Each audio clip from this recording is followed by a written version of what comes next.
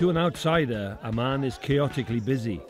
Plenty of everything and enough choice to keep most people happy.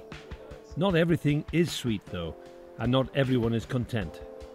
Ahmad graduated in English literature from his hometown Irbid near the Syrian border. He wants to see wide political reform in Jordan. Authority should be for the people, and the constitution should be changed. There should be political reforms, for example, an election law to enforce people's rights. Protests against unemployment and rising prices started last year. King Abdullah has followed his father's tendency of dissolving governments to defuse public unrest. The current Prime Minister is Omar al-Rassas. He's Jordan's 13th leader during King Abdullah's 2 decades on the throne. Risky thing today in Jordan is the lack of trust between people and the system. And this is very critical issue because you cannot convince people you are doing something good for them.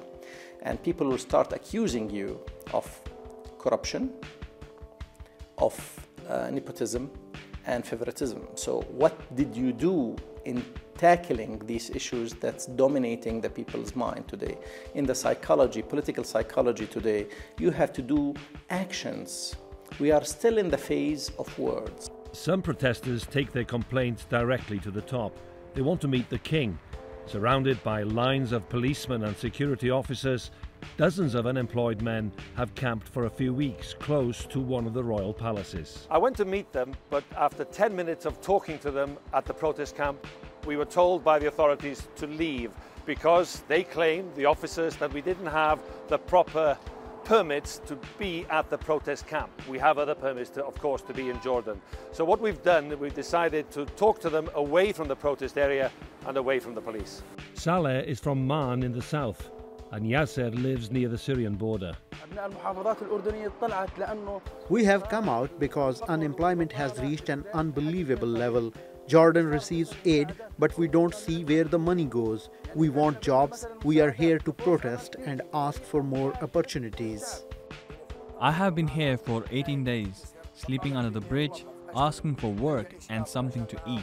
I don't cheat, and I'm not a drug dealer. That is why I am here, and hundreds of others, but nothing's happened so far.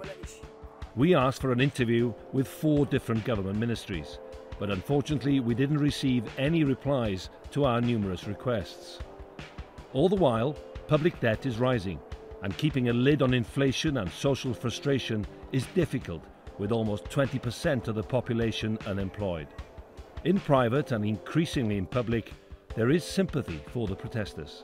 Today, people are going to the royal court, which means the trend is showing you that people are not afraid anymore to say, where is the problem? Plus, I think we have to be honest in Jordan. It appeared recently, even among the political class, that the real center of power is the royal court. Some see similarities with times of tensions in Jordan in 1989 and after the protest in 2011. The difference now are the platforms of social media. People are becoming more vocal and bold in Jordan, I feel, and they are very critical of the situation, of the economic situation and the political situation, and there are people who are just stating their mind about red topics that we never before thought of talking about.